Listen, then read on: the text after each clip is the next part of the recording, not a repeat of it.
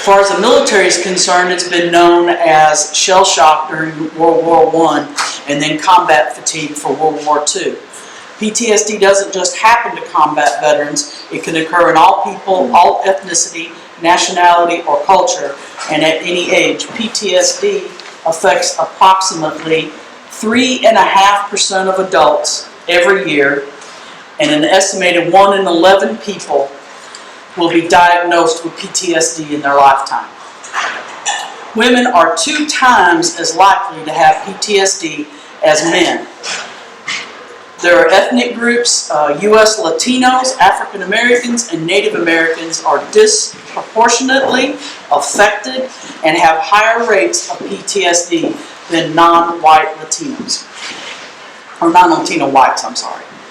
People with PTSD have intense, disturbing thoughts and feelings related to their experience that have lasted long after the traumatic event. Through flashbacks, nightmares, they may feel sadness, fear, or anger, and feel detached or estranged from other people. Yeah, on 3. 1, 2, 3. I can't. And I'm really excited going into my 2nd year. Last year was kind of a learning experience, so this year I'm really taking on full reins. So last year I had it, and I was just kind of teetering along and really learning what I was supposed to do, but this year I really focused on suicide prevention and telling each post, telling my story. When I told my story to the national commander last year, he said every time I go to a post I need to tell my story and just really focus on, enveloping my relationships with each post.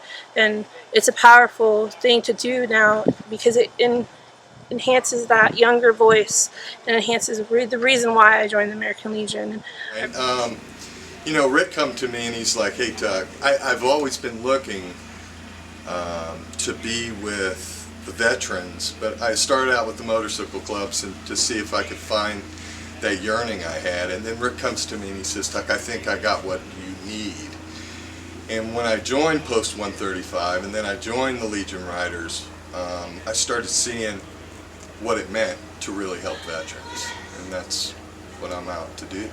When I met Casey and she gave her testimony of her suicide, then I find out she's from Indiana. There's that bond. And I told her, hey, you're never alone here.